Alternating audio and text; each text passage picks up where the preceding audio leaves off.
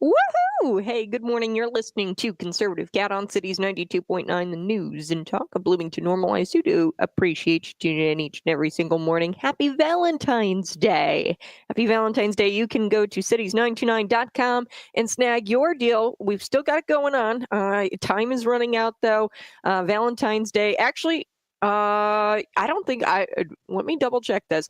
You might not be able to get it anymore, our Valentine's Day packages on Steals and Deals. This is, a vase, and we were giving away gift cards. Hopefully you got your deal, you snagged your deal. You might be able to still try to get it. I know we're going to be doing flowers and giving flowers away to people today, so you might still be able to snag your deal. Try it on cities929.com. It's Steals and Deals. We've still got it open, so maybe you can get it last minute here, guys. Don't get the gas station roses. I did want to talk about this story.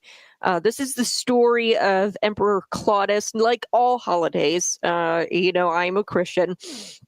And I've talked about how Hallows Eve, All Hallows Eve, Saints Day, how, those have been taken and warped into the secular world.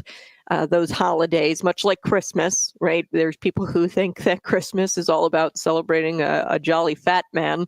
Okay. Really, it's about celebrating the birth of Christ. Valentine's Day is also a Christian holiday. That shouldn't shock you. Most holidays have Christian origins. They've been warped into, a secular holiday. You probably didn't know the story of Saint Valentine's Day. Now, this is a really good story. It's, it's true. It's history. And it's been passed down over time. And I never looked at Valentine's Day quite the same ever again after hearing this story. So during the 3rd century AD, after the death of Christ, Emperor Claudius II of Rome was engaged in many military campaigns. He believed that unmarried men made better soldiers, because they weren't distracted by their wives and their families. As a result, he supposedly banned young men from getting married to ensure a stronger army. Okay, this is the true story of Valentine's Day. This is why we should be celebrating it. Valentine, Saint Valentine, a Christian priest, defied this decree, believing in the sanctity of love and marriage before God. He secretly performed wedding ceremonies for young couples, for men and women, between man and woman, the marriage. When Claudius II discovered Valentine's actions, he had him arrested. Yes. So while in prison, Valentine is said to have performed a miracle through the Holy Spirit. This is after Christ, after the death of Christ. Holy Spirit, you've got the ability to heal the blind. So while he was in prison, he performed a miracle. He prayed over this woman, restored the sight to the jailer's daughter, actually, blind daughter. So he prayed over her. Her sight was restored. And he wrote her a farewell note because he was supposed to be executed. They had him arrested, and his execution date was set. He wrote on that note, "From your Valentine." Okay, he wished her farewell in this note because he knew he was going to be executed. And, that's actually inspires a lot of our secular kind of, note giving, your little Valentine's Day notes that you give in class. I remember when I was a kid, we had like Valentine's Day boxes, and you could buy like the little Valentine's Day cards, and you could put a Valentine in everybody's box. So we still kind of give notes to each other on Valentine's Day. That practice inspires, or that little slice of history inspires a lot of our modern Valentine's Day practices and traditions. Valentine, Saint Valentine, so this Christian priest was executed because he was performing Christian marriages between men and women, because he believed in the sanctity of marriage, and he didn't believe that this Emperor Claudius, his decree was correct, and that young men perform better in the battlefield when they don't have wives and families. He didn't believe in that, and he was executed on February 14th, around 269 AD. Later, he was declared a saint, and this is a feast, so people usually feast on this day, and remember this saint. So yeah, this is a powerful symbol of it, not even a powerful symbol. I mean, this is true. This is factual. This is history. This just goes to show you, God's love, marriage.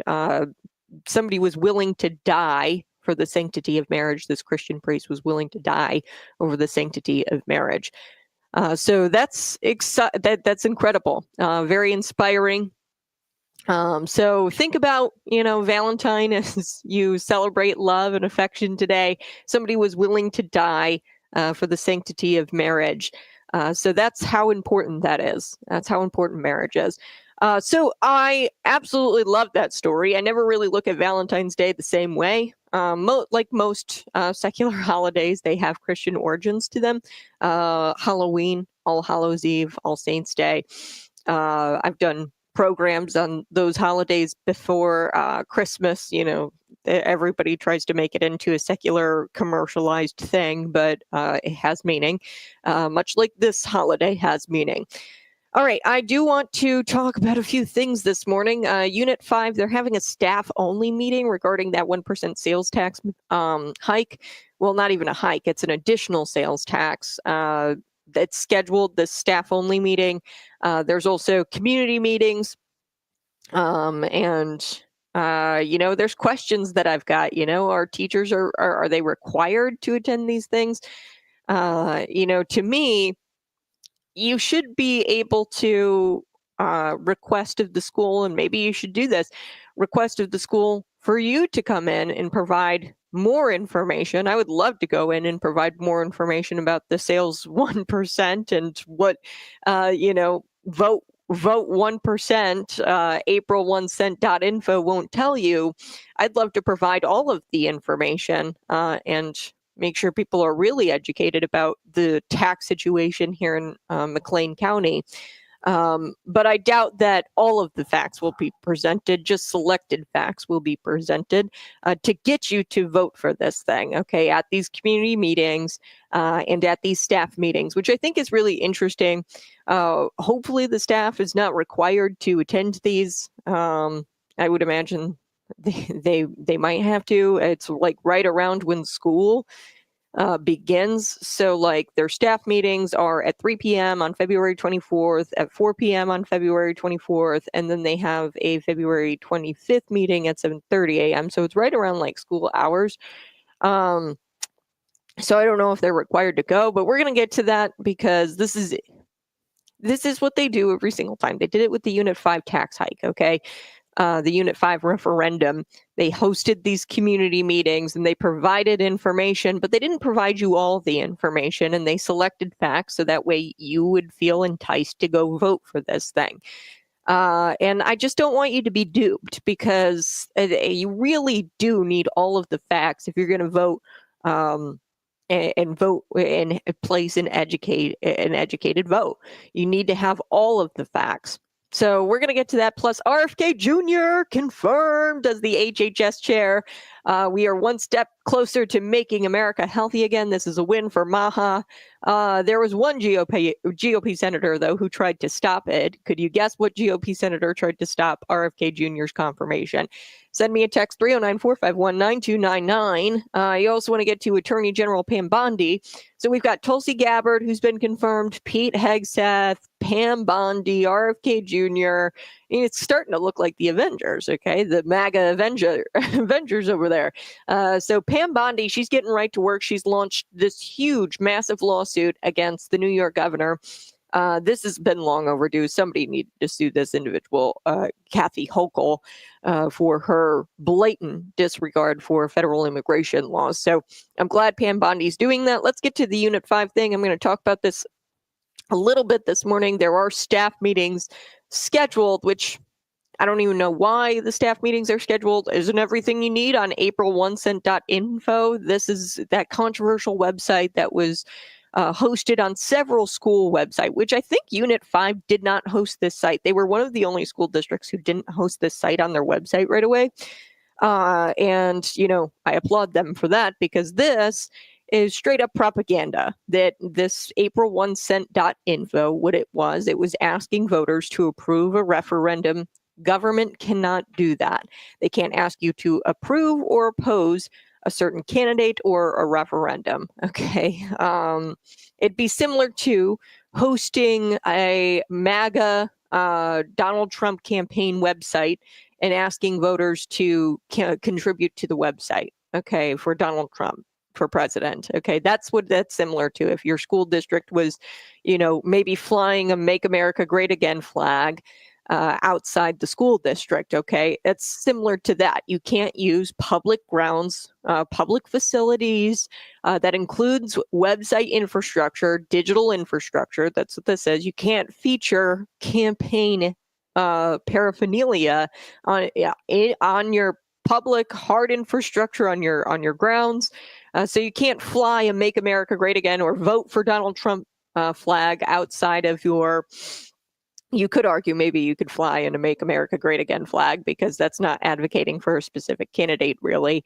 But if you flew a flag that said, approve Donald Trump in 2024, okay, if they had done that and hoisted up the flag on their flagpole right outside the school there, they'd be in big, big trouble, okay?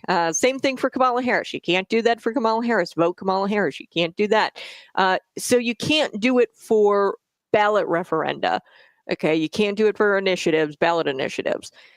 So April1cent.info, very controversial site. Don't know who paid for it. NPR, publicly funded radio. They get $32 million a year, by the way, from your tax dollars. They didn't report who paid for the site, but I did read that they had found out that it's a third-party company called Captivate that runs the site. Now, either way, it doesn't really matter if they paid for the third-party company to gather info, and they do have an obligation. I think it's great that the school district provides information, but they should provide all the information and not fake facts, okay? When they tell you that passing this is going to lower property taxes, that is an outright lie. So if you're lying to the American public, then you just or to the McLean County residents, you probably just should keep your mouth shut. If you can't say anything nice, don't say it at all. Or if you can't say anything true, don't say it at all, right? So that's just outright false. They can't promise that. Why? Because McLean County isn't even a P-TEL county, which means that they don't have limitations on how much they can raise their property tax. They might have limitations locally, like an ordinance, but really it's just at their discretion of how much they raise their property tax levies.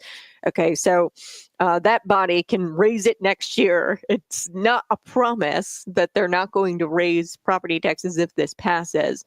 Okay. And we know that, I don't know what the number is, but it's close to probably 90% of your property tax bill goes to public schools. Okay, that's, and you pay as a McLean County resident more than pretty much everybody else in the state. Statewide averages, it's higher than the statewide averages, your property taxes. So yeah, you're paying some of the highest property taxes in the state as a McLean County resident, and that needs to be relayed to you in these informational meetings. It won't be.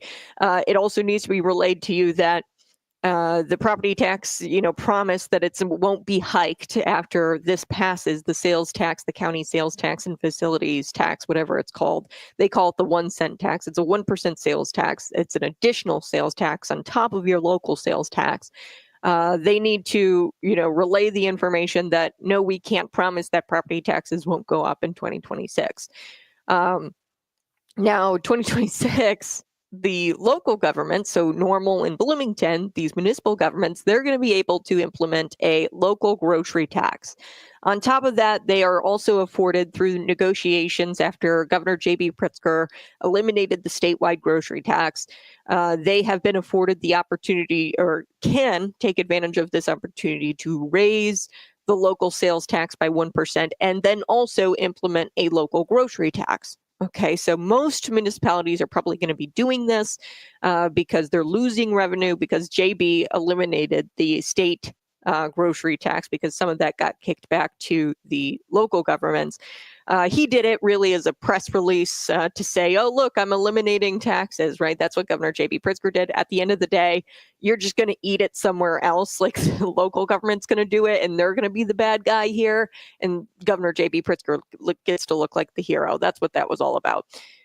So at the end of the day, like I said, it really doesn't matter if they paid for the third-party company to create the April1cent.info website. Most likely they did. I'm not too sure. I'll have to find that out. But at the end of the day, it doesn't matter because District 87, Leroy, I believe Hayworth had it on there. I'd have to look at the list, but there were multiple school districts who had this April1cent.info website on their school taxpayer, their school web pages. So these are obviously taxpayer funded infrastructure. Your website likely is paid for and maintained using taxpayer dollars. Somebody, at that school getting paid is keeping that website up. Okay, so taxpayer dollars went towards maintaining the April1cent.info website on and featuring it on the school website, which is using taxpayer dollars to advocate for a specific voting yes. They asked voters to approve. They said, we're asking you to approve. Okay, not to consider, but to approve. They've changed it now to legalize themselves because it's against the law. It's against the law. But yeah, they use taxpayer dollars to get you to vote for something, or they want you to vote for something. So I got to take a quick break, but we're going to get to our RFK. He has been confirmed as the United States Secretary for the Department of Health and Human Services. It is time to make America healthy again. This is a win for Maha. I'll be right back. You're listening to Conservative Cat. Good morning. Good morning. Good morning, RFK. RFK. Yeah, it's really lame what the school districts are doing here. They are taking advantage of the taxpayer, and they are using taxpayer dollars to promote and push propaganda. And our elections don't have integrity if that starts to happen. If the government starts using your money to advocate for certain candidates, that makes us no different than China. Okay, Xi Jinping, right? Xi Jinping probably has billboards all over China saying, vote for me, whatever. And then, of course, there's no other candidate because they're killed if they try to run against Xi Jinping in the, fake elections that they hold over there. But in all communist countries, right, the communist dictators, they use the taxation of the people to promote themselves, and that's not good. We've had people die in war, men and women, to preserve democracy, and to preserve our elections and the way we run things here in the United States. So blood has been shed over this issue. We don't want to be ruled by a king. This country was founded on not wanting to be ruled by a king. And this is like tyrant, tyrannical dictator type behavior, where you take taxpayer dollars, when you take money from the citizenry to promote yourself as, the best leader in the world. That sort of stuff should not fly. And I would say the same exact thing. I really would if a school district had hosted a Donald Trump vote for Donald Trump website on their school page. You don't see that sort of stuff happen. Why? Because, if it's a Republican-run school district, which is kind of like an oxymoron, most people in the public school system and in the public sector, I'll just say that, are Democrats, if they're here in the state of Illinois. But you've got, Republicans have this moral code that they follow. Hey, we're not going to promote Donald Trump using taxpayer dollars on our school website. We're not going to do that.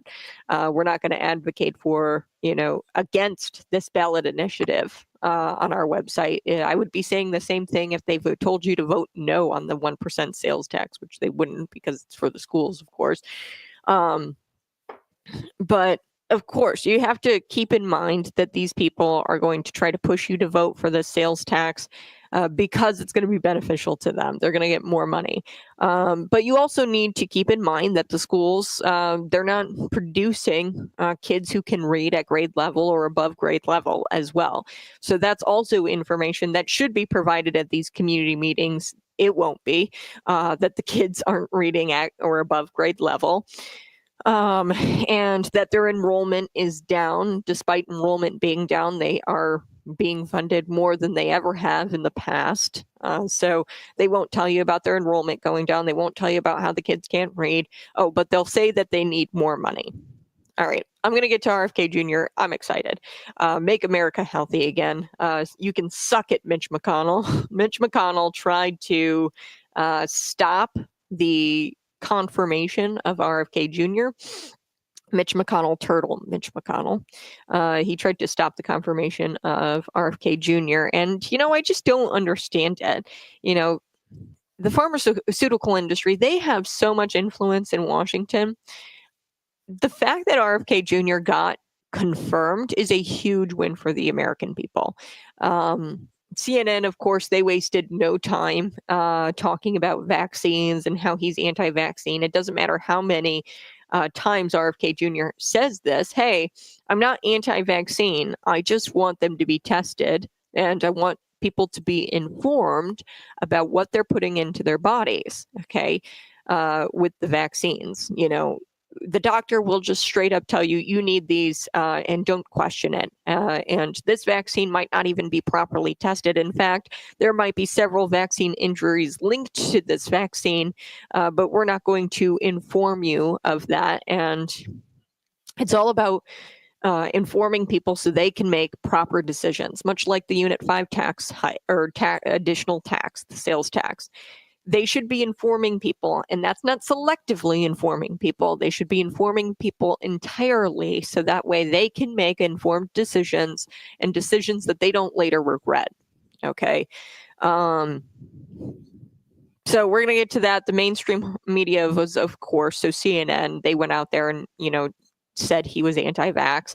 I don't know how many times RFK Jr. has to inform these lunatics that all he really cares about here is making sure that these vaccines are properly tested and that the industries that create these vaccines are held accountable when somebody dies after the use of vaccines or after taking a vaccine. Okay, so they should be held liable for that. They should be sued. If they're sued and then it's found that it was their fault, they should have to pay out.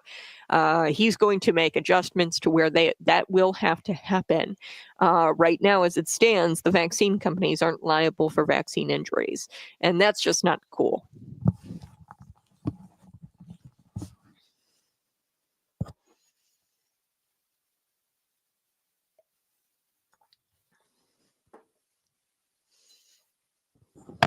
Woohoo! Good morning. Hey, you're listening to Conservative Cat on a Friday. Yes, it's Friday.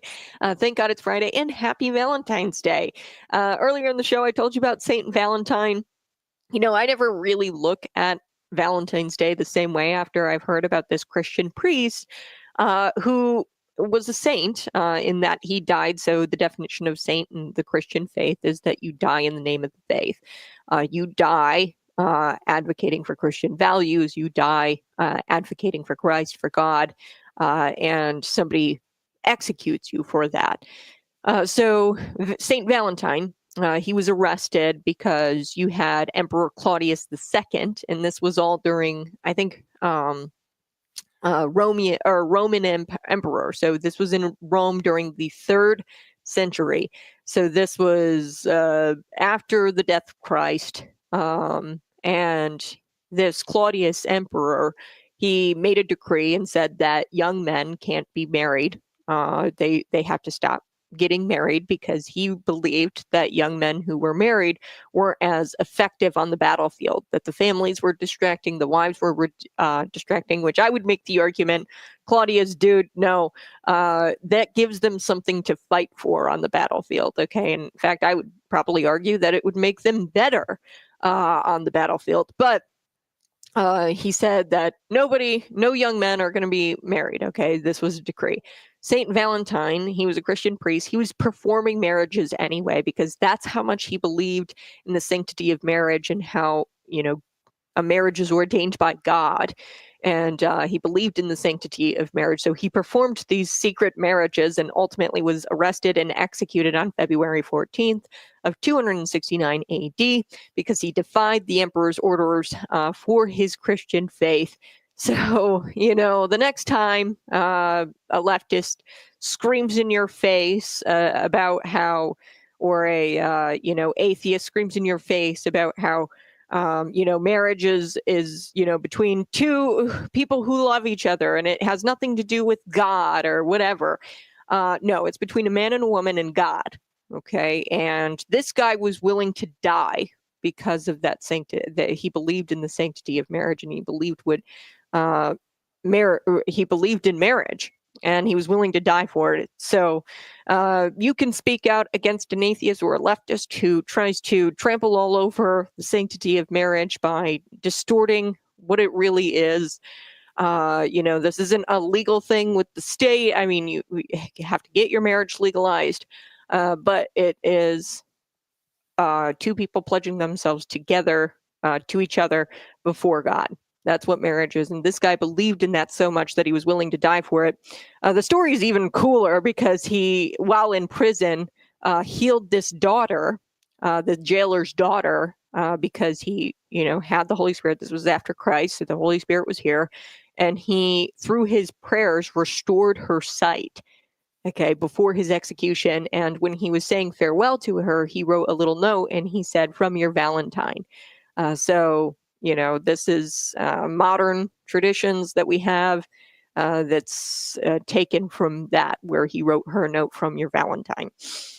So I wanted to get to RFK Jr. this morning. I just wanted to share that with you. I thought I'm going to share that this morning. I think that it's really cool. And I never look at Valentine's Day the same way ever again. But here's RFK Jr. getting approved. Confirmed. He's the United States Secretary of the Department of Health and Human Services. And I think it's confident. I can confidently say we are on our way to make America healthy again. Take a listen to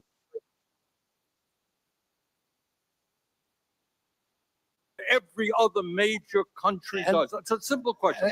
And by the way, Bernie, the problem of corruption is not just in the federal agencies, it's in Congress too.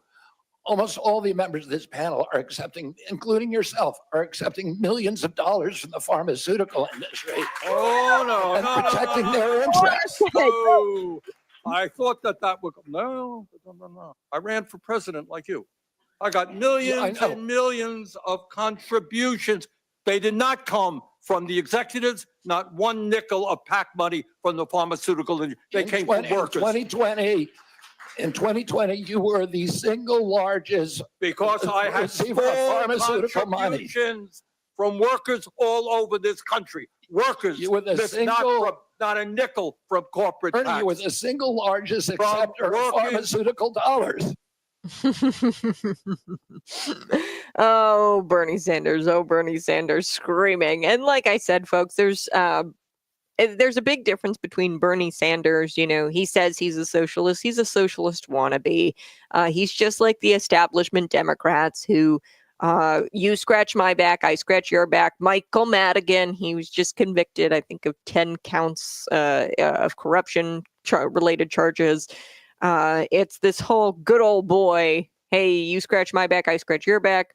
You're going to get rich. I'm going to get rich. You can contribute to my campaign. I'm going to craft favorable legislation for you. We're not going to hold you accountable, vaccine companies, pharmaceutical industry. If your drug or if your vaccine causes injuries or causes people to die, we're going to make it to where if they sue you, you don't have to pay out. That's what the whole camp Bernie Sanders is a part of. Now, Bernie, I have to give him credit. He understands that whole mentality of the good old boys, you scratch my back, I scratch your back, way of politics is over. Now, Governor J.B. Pritzker and Gavin Newsom, and a lot of these younger Democrats, they've caught on that that's kind of the old way of doing politics. The new way of doing politics is selling out America to our foreign adversaries like China. That's what they've grabbed onto. that there's money to be made, and that's solar panels, electric vehicles. That's why Goshen, Governor J.B. Pritzker gave them all kinds of tax breaks for them to come here to the state of Illinois. He sees the writing on the wall here, Governor J.B. Pritzker, that that's the new way of doing politics. It's globalism, communism, and selling out America. Okay.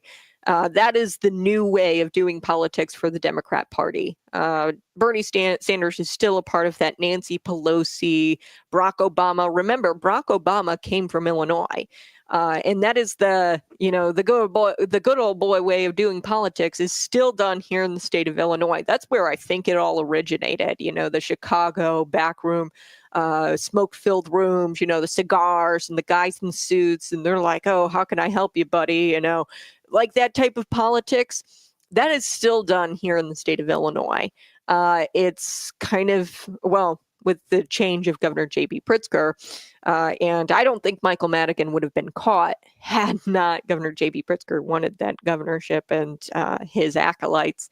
I truly do believe this. I think that they turned him in. These younger Democrats, they turned in Michael Madigan because they wanted to take over and start globalism. And give tax breaks to the Chinese to build things here in the state of Illinois. That there's two different types of Democrats. Bernie is the establishment Democrat. You scratch my back, I scratch your back. But he tries to pretend like he's one of these commies by saying, "Oh, I'm a socialist. I'm a socialist." He's a wannabe socialist. Okay, Governor J.B. Pritzker is a straight up commie socialist. Okay, and he follows through with action. CNN, of course, wasted no time here talking about how RFK Jr. is anti-vax. He's not anti-vax. I don't know how many times he's going to say that. He just wants people to make informed decisions, much like what we talked about earlier in the show, Unit 5. I sure hope these community meetings actually relay all of the information to you. The fact that, McLean County pays some of the highest property taxes in the state. The fact that most of your property taxes go to failing schools that aren't producing children that can read and write at grade level and do math at grade level. That the enrollment is down, but despite enrollment being down, they're collecting more money than they ever have in the past. They're spending more per pupil than any other, of our neighboring states, and our neighboring states are doing better as far as reading and writing and math. The students are performing better. So they need to give you all of the information so that way you can make the best decision and most informed decision. And that's what RFK Jr. is all about. Okay. He's all about, hey, I just want people to make informed decisions about vaccines. Take a listen to CNN. Here we go. Joins us now. First to you, Manu. A few weeks ago, it was uncertain whether he would have the votes to get confirmed. He clearly did, and now he has been confirmed as HHS Secretary.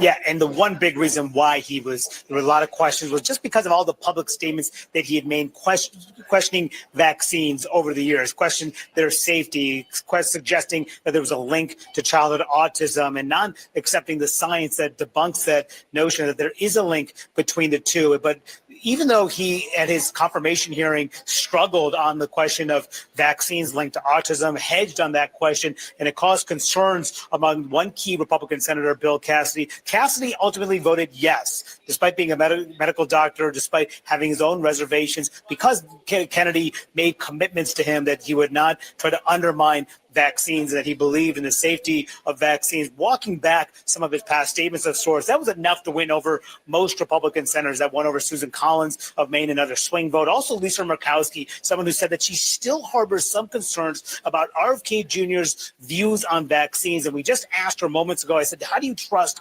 him on this issue? He said, by oversight. We're going to oversee what he decides to do here on these issues. She gave her some commitments as well. There was one very significant defection here in the United States Senate. That was Republican Mitch McConnell, the former GOP leader, someone who just put out a scathing statement about RFK Jr.'s views about the issue of vaccine. I'm going to read you part of it, Pamela. He said that he noted that he's a childhood survivor of polio, and he talked about how vaccines have saved millions of lives around the world. He said that he will not condone the relitigation of proven cures, and neither will millions of Americans. He goes on to say that referring to Robert F. Kennedy Jr., a record of trafficking in dangerous conspiracy theories and eroding trust in public health institutions does not entitle Mr. Kennedy to lead these important efforts, referring to efforts to try to treat illnesses and disease. He goes on to talk about the efforts to try to deliver on vaccines. He says, Mr. Kennedy failed to prove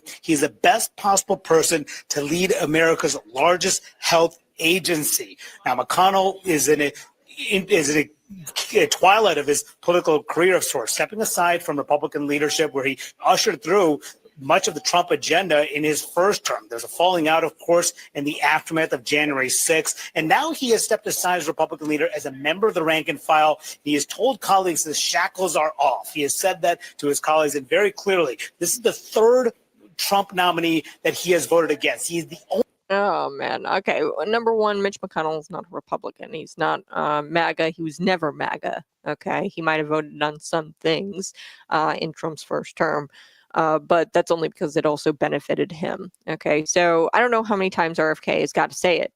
He's got to probably say it real slow for these lunatics.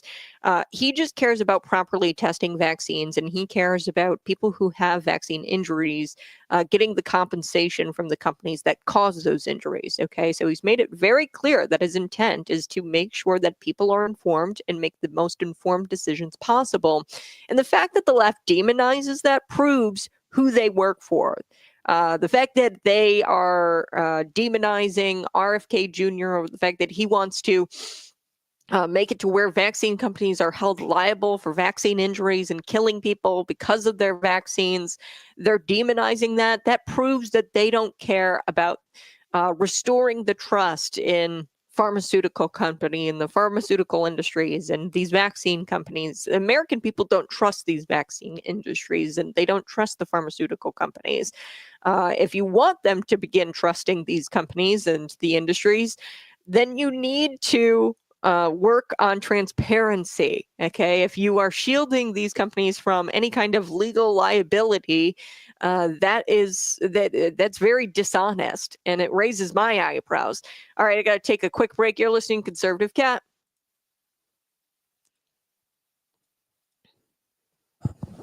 Hey, go ahead, smash that like button, share this out with your friends. I'm going to continue playing a little bit of CNN here.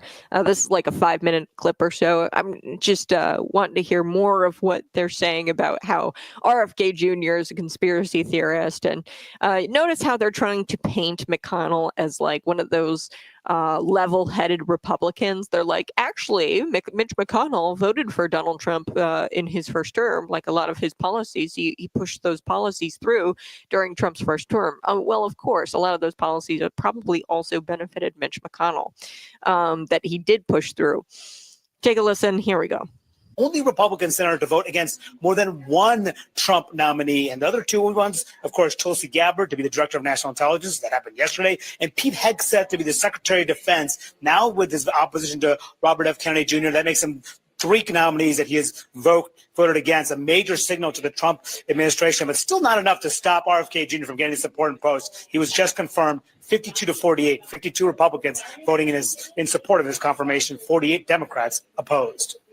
47 Democrats and Mitch McConnell opposed. All right, there you go.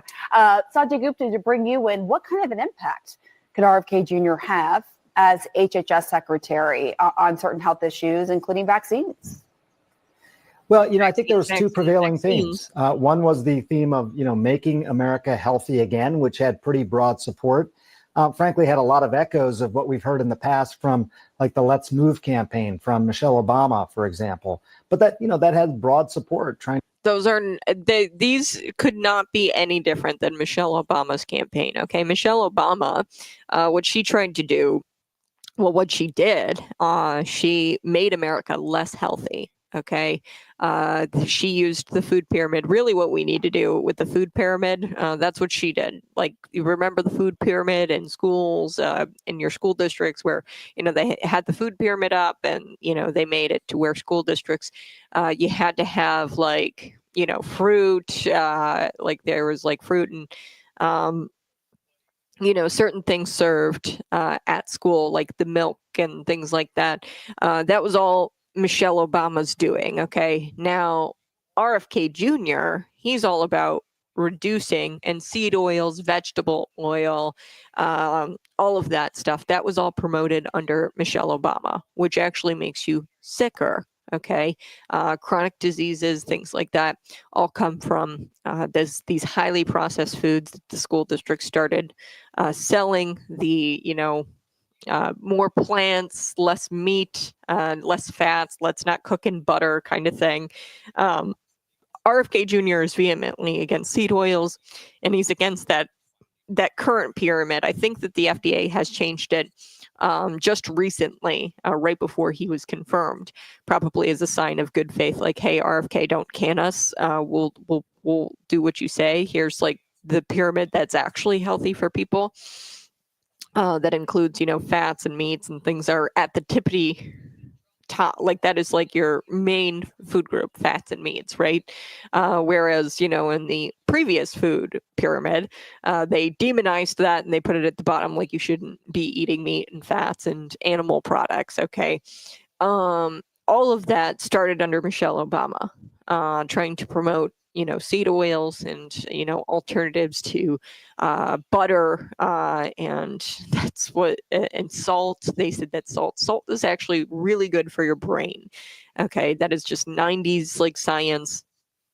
That salt is, bad for you if you're drinking enough water and if you're not, diet, like if you're, have no heart conditions, then fats and salts are fine for you. If you have heart conditions, if your arteries are clogged, and if you're fat, you might not be able to eat as much fats. Okay, but they've really distorted food and the reason for that is because the highly processed crap, they can put as much in there as they want, like corn syrup, subsidizing corn. And actually all started under Reagan. Government subsidies for corn and producing as much corn as possible. And they've got this excessive corn where they sell it. They're going to sell it to everybody to put it into their highly processed crop. And there's no need for corn syrup to be in, orange juice. I don't know if it's in there or not, probably. But there's no need for it to be in there. It should just be, 3-4 ingredients, sugar, oranges, water, whatever is in orange juice. But if you look at the back, you'll see like corn syrup in there or something crazy. And like pretty much everything in your kitchen, if it's processed or if it comes in a box, you're going to see corn syrup in there, corn flour. And that was really a way, the highly processed stuff, you can kind of conceal the taste by processing it, and you can shove as much stuff in there as possible. So everybody's making money in the big food industry. So that was Michelle Obama's whole thing. So to compare the two, RFK Jr. and Michelle Obama's health campaigns, what the hell is CNN even talking about? They couldn't be any more different from each other.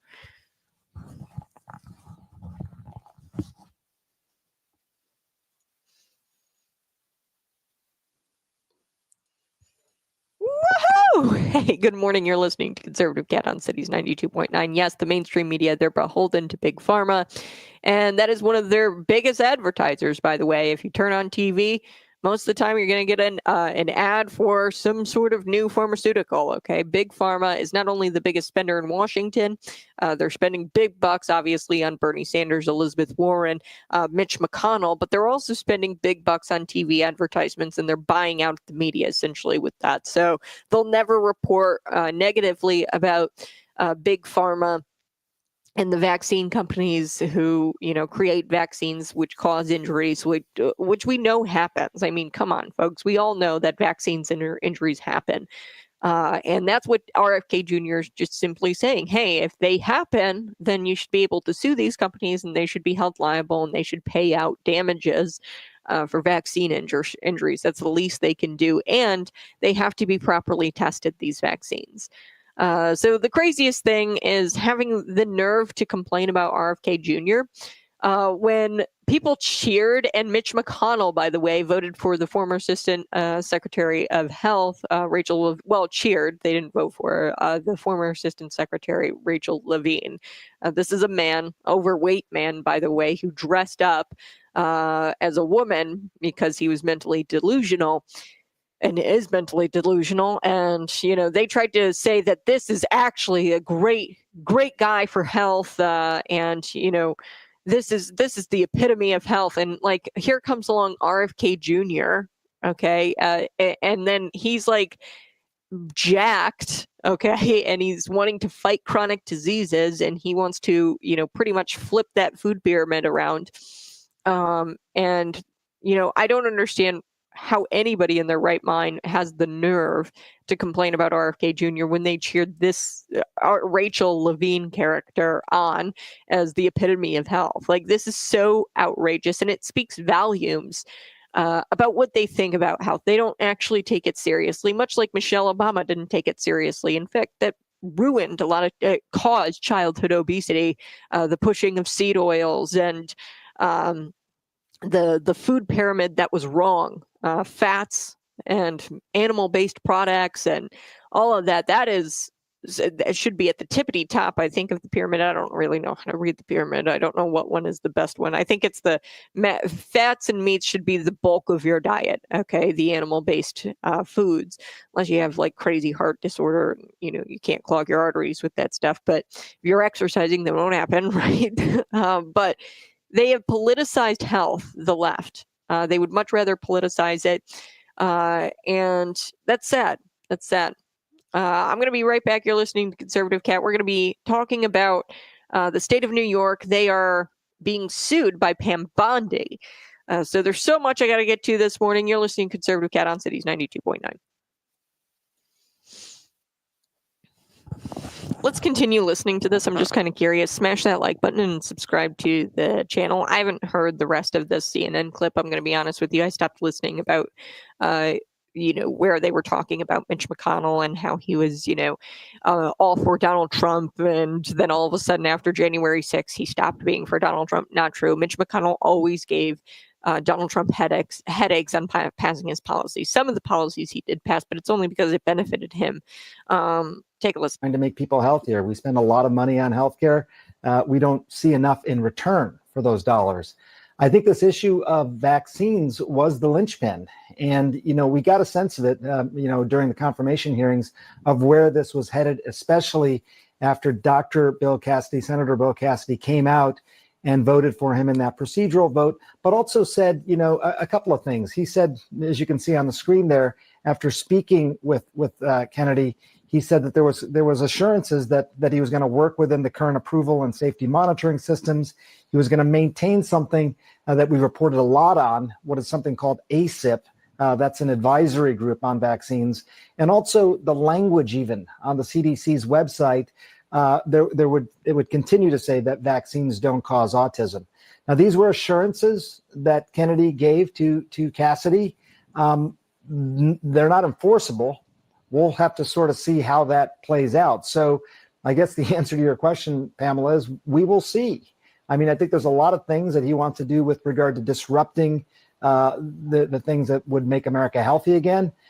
With vaccines, if I had to sort of predict, I don't think that there would be that much of an impact on the childhood vaccine schedule, for example. And as Manu just pointed out, there's going to be a lot of oversight around that very specifically. So I don't think it's going to be the status quo much longer, folks, for big pharma to be the, sayers in your health, to make you essentially a pharmaceutical guinea pig where you're constantly needing a pill for everything. Those days are over, and I'm excited to see Americans become healthy once again. And it starts with, of course, the food pyramid and changing that, which I think the FDA already did ahead of RFK's confirmation. Which is really exciting.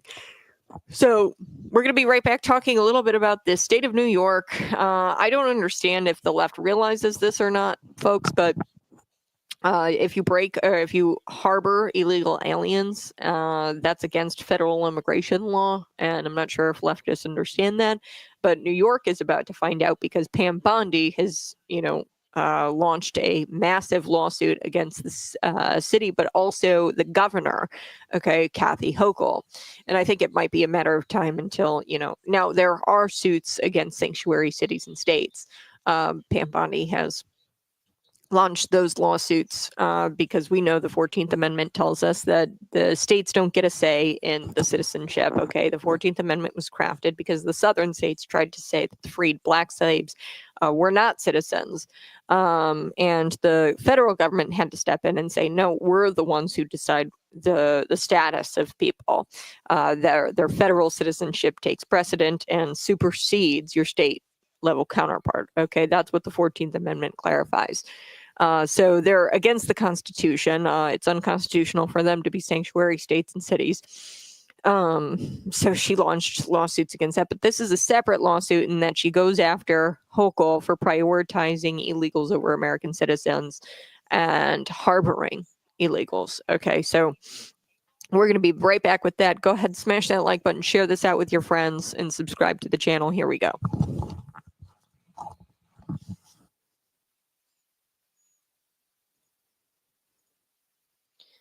Woohoo! Hey, good morning. Happy Valentine's Day. I love you. I appreciate you being here every single morning.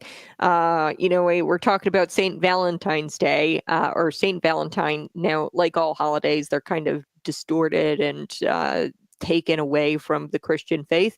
It's actually a Christian holiday. It's about a saint named St. Valentine who was a Christian priest and was performing weddings, although the emperor had made a decree that young men couldn't get married because it prohibited their abilities on the battlefield. While in prison, St. Valentine, he actually healed a young girl, the daughter of the jailer who was blind, and he restored her sight through the power of the Holy Spirit. This happened.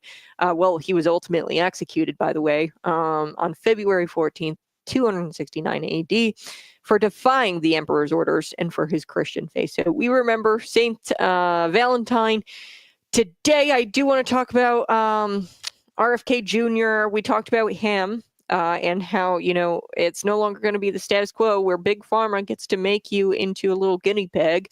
And, you have to, treat everything with a pill and you're just profit for Big Pharma. That's not going to be the case anymore because we're going to make Americans healthy again, where we don't need the pharmaceuticals from the pharmaceutical industry and they're not going to get rich off of you. Okay.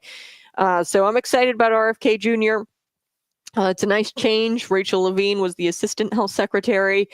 He was an overweight man who would dress up in like little dresses and pigtails and was mentally deranged. So it's actually really it's just like such a relief that we have somebody in there who, is jacked and actually cares about addressing chronic diseases.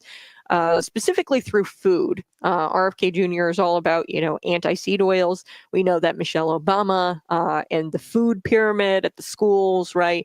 That was really, really had a negative impact on Americans' health. And we saw spikes in childhood obesity because of what they were doing in schools and because of Michelle Obama's healthy campaign or whatever she ran a couple of years back.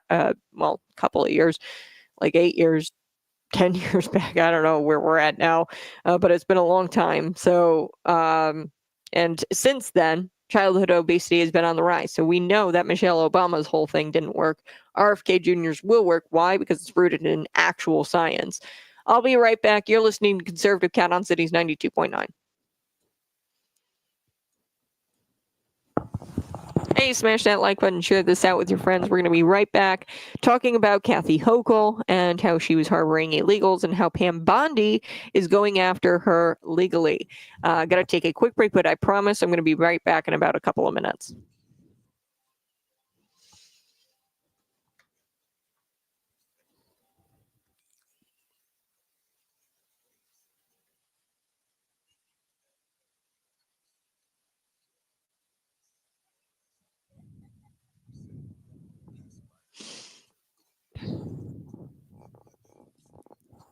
Okay, go ahead, smash that like button. We're going to be coming back with Pam Bondi. She is waging a lawsuit. Now, this is on top of the lawsuit against the sanctuary states and the cities. This is a lawsuit because I think she's also got it against Letitia James. She's got it against Kathy Hochul. So this is really exciting stuff. Attorney General Letitia James, they were prioritizing illegal aliens over American citizens. So we're going to get to that, but we're also going to get to BLN News. They have this governing by your feelings and what it looks like at the Bloomington City Council level. So Bloomington City Council, it's called the Public Safety Citizens Review Board. Okay, now DCFS, they have something similar where it is a child-ran like board. I'm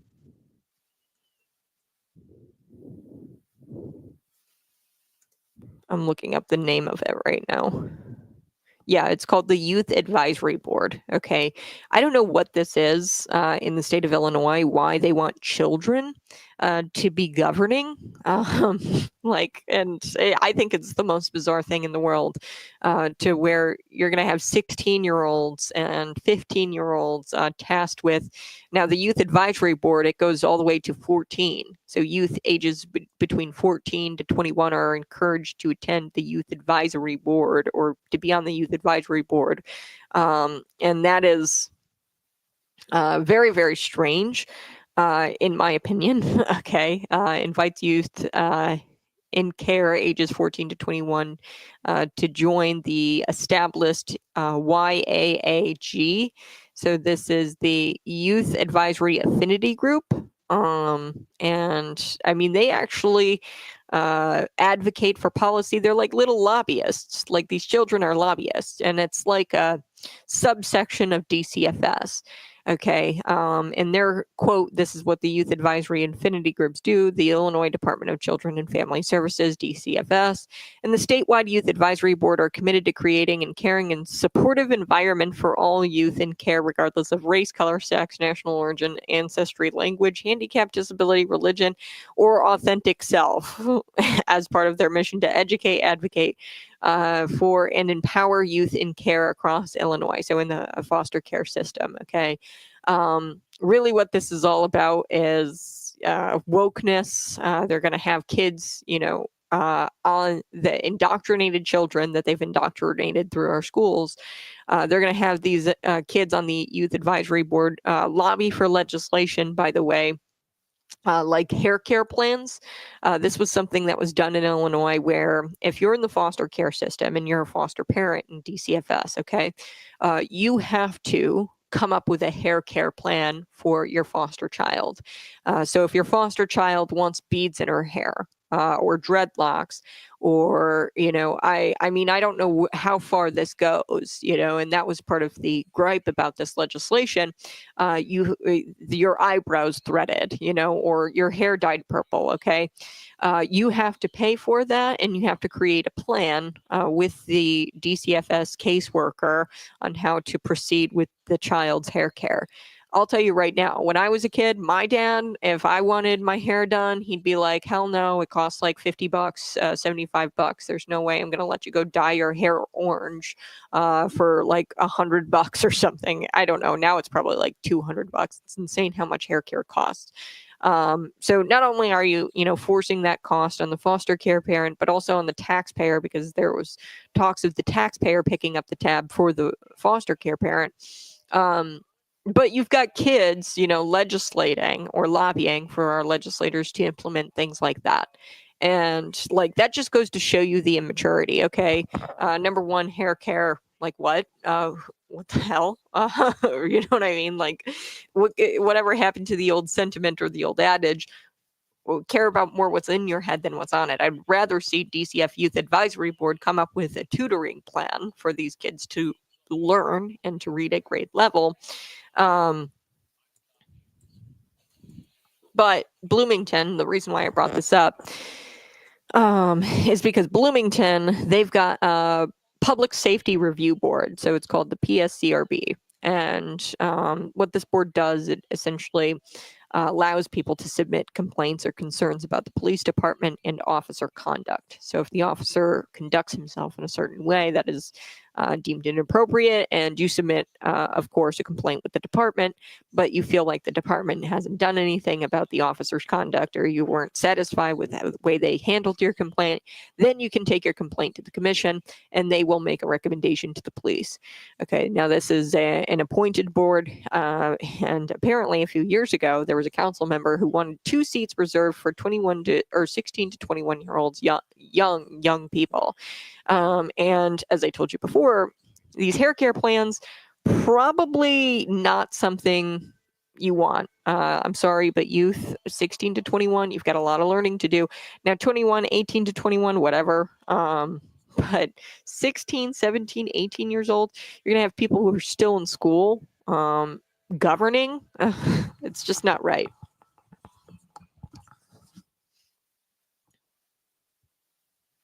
Hey, good morning. You're listening to Conservative Cat on Cities 92.9, the news, and talk Bloomington Normal. And yes, we will be getting to this story. I read it out of BLN News this morning, and it's a really good story because I don't know what the hell is wrong with Democrats, but they want kids to be like in government, which is really weird. And I'm talking 14, 15, 16, 17 years old. Now, this is the PCR or the PSCRB. This is the Public Safety Citizens Review Board. I guess a few years ago, the Bloomington City Council member, Molly Ward, she wanted 2 seats must be filled by 16 to 21. I'm not too concerned about the 18, 19, and 20 and 21 year olds. But this is a requirement, and it's tough because they can't find anybody to recruit who would serve on the public safety review, like citizens review board. Now, what this board does, it fields complaints. Okay, so you can submit a complaint or a concern about a police department or about an officer and his conduct. Now, you should submit that to the police, and the police could deal with it. But if you're unhappy with how the police handled the officer conduct or complaint or whatever it is, you can submit it to the commission and they will, independently review it. I'm actually not against the PSCRB board, or I'm not against this board. I think it's great, independent. They're appointed by our elected officials, and this is an independent, and they can make a recommendation. Okay, so it kind of removes the police department from looking at it, and it's I think it's a great board.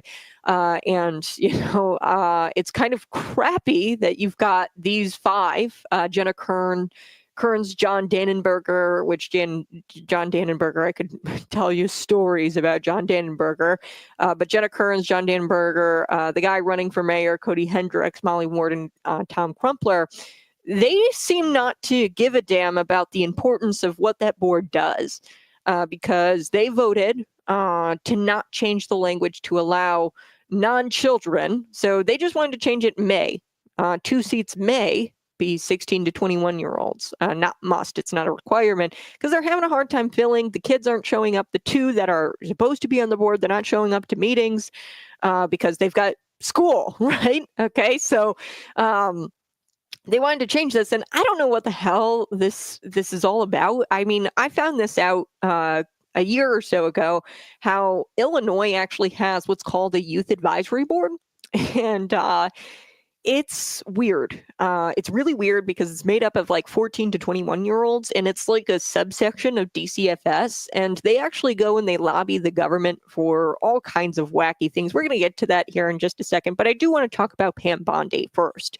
Let's get to Pam Bondi, and then I'll get to the story about the Public Safety Review Board. Okay. Pam Bondi, she is going after Kathy Hochul separately outside of the sanctuary state, sanctuary city suits. We know that she's launched lawsuits against these sanctuary states and cities. It's unconstitutional. 14th Amendment was crafted in the 1800s because the southern states tried to step in and say, hey, the freed black slaves aren't citizens. Well, what the 14th Amendment does says states don't get to determine citizenship. Okay, so they don't get to decide on deportation because it's a federal issue. So the state of New York, they did all they could to make sure foreign nationals were better off than American citizens who struggled under the worst inflationary periods of our lifetime, by the way, of my lifetime, of your lifetime too, probably. And they did this through allowing illegals to live the good life in a luxury hotel. Okay, you should have seen the hotel that I forget his name, the guy who killed Lake and Riley, the hotel he stayed in. It was just so disturbing. The luxury hotel he stayed in prior to killing, and then he took a taxpayer-funded flight to Georgia where she died, and he ultimately killed her. Okay, so these hotels they were staying in, and they were harboring illegals in these hotels, and they were breaking federal immigration law. I'm not too sure if the left understands this, but you can't harbor illegals. That's called breaking federal immigration law, which is exactly why the Attorney General, Pam Bondi, is doing what she needs to do. Okay, she's suing the New York governor. It's long overdue. Kathy Hochul and Attorney General Letitia James for choosing to prioritize illegals over American citizens. Take a listen to Pam Bondi here launching this massive lawsuit. And we are taking steps to protect Americans. Wait, hold on. Let me back this up. Here we go. We're here today because we have filed charges against the state of New York. We have filed charges against Kathy Hochul. We have filed charges against Letitia James and Mark Schroeder, who is with DMV. This is a new DOJ, and we are taking steps to protect Americans, American citizens, and angel moms, like the mom standing right behind me, who you're going to hear from in a moment. New York has chosen to prioritize illegal aliens over American citizens. It stops today. We're here. Okay, so there was Pam Bondi. And she's launching this massive lawsuit. In November, it was reported that New York City was housing 58,000 illegal immigrants who have been convicted of felonies, by the way, or facing criminal charges. So these are on top of criminals entering the country through an illegal port of entry, not naturalization, not H-1B, not green cards, not visas, work visas, student visas. There's quite literally, I mean, thousands of ways, maybe not thousands, hundreds of ways to become a temporary, at least, citizen and to go through, you can seek asylum, a legal port of entry. So on top of the illegal port of entry and going through an illegal port of entry, these 58,000 illegal immigrants also were convicted of separate felonies or facing criminal charges of some kind, and New York City was harboring these individuals. And the fact that the officials don't do everything in their power to get them out of their state proves how much they despise the American people. So there was this migrant named Jefferson Malinato, and he was arrested at least 5 times in New York City alone. And then in September, it was reported that 75% of the arrests in Midtown Manhattan were for crimes like assault, robbery, and domestic violence that were committed by migrants. Okay, so 75% of the arrests committed by migrants and crimes like assault, robbery, domestic violence. These were illegals who were doing it. Okay, so 75% of the arrests, illegals. Who were committing crimes. Okay, so when they say, oh, illegals don't commit crimes, they do. Look at Midtown Manhattan. In September, it was reported that at least 75% of the arrests in Midtown Manhattan were for crimes like assault, robbery, and domestic violence committed by illegal immigrants. Okay, so Hochul, she condoned this. Okay, she condoned this. She encouraged everybody and their grandmamas to come across the border. Okay, she said, hey, come here. This is my message to the world. You guys remember this from 2021. I'm going to play the clip here, and I'm going to play him back to back because I feel like a lot of people missed this. And they miss or they forget. They forget what happened in 2021. She condoned and she encouraged everybody to come over the open border. Here she is. Take a listen to Kathy Hochul back in 2021, and then I'll start playing some clips from 2023, 2024. Here we go. Our message to the world is send us your people, send us those who need the cloak of comfort that we can demonstrate as New Yorkers with big hearts and open arms, and we'll provide a safe haven. Want them to have a limit on who can come across the border. It is too open right now. If you're going to leave your country, go somewhere else. You're going to start seeing people living in tents, not just on the border, but in the streets of New York. We're at capacity. Our message to the world is, Okay, so there you heard in 2021, totally different message. She said our message to the world is to come to the United States. Okay. And then at moments in 2023, she would pretend to care. And this actions speak louder than words. You were harboring illegals in luxury hotels, including the one who killed Laken Riley. You were harboring him in a, luxury hotel, taxpayer funded. So you cannot house and fund criminal migrants in luxury hotels, all at the expense of the American taxpayer, while still pretending to represent the American taxpayer. If you ask me, even the FBI officials who are now tipping off, by the way, TDA, the Transdernagwagwa, sorry, I don't know if I'm saying that right. It's a gang, a violent gang, and the FBI officials are tipping off gang members for them to avoid deportation. If you did this, and if you did what Kathy Hochul did, it's treason. You can't sit there and pretend that you represent the American people when you are harboring illegals and when you're tipping them off, in some cases, the FBI officials who are going to be facing criminal investigation, by the way, and facing charges. You can't do that and say that you represent the American people. You're a traitor.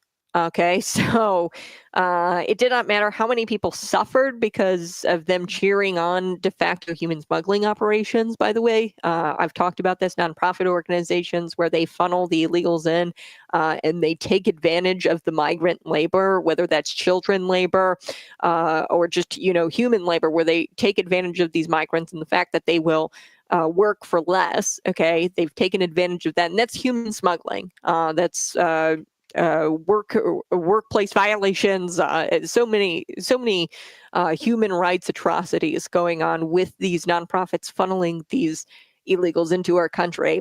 And they cheered it on, these human smuggling operations, but the damage has been done and it's not going to be forgotten. And I'm glad Pam Bondi is not letting this go. In December, I wanted to bring this up. There was an innocent woman killed.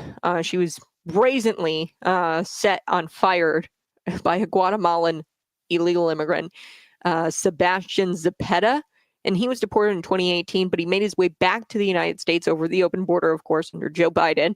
And the chances that he entered as a result of the Biden border crisis are very high. I don't know that for sure, but it's very high that he entered through the open border under Joe Biden's administration. Okay, so he would have never chosen to reside in New York if he did not feel it was a sanctuary for criminal immigrants. Okay, he chose to go over the border, okay, and go to New York because he thought it was a sanctuary for criminal immigrants. And the fact that the officials have gotten away with this, with ignoring criminality for as long as they have, it's a scandal in itself.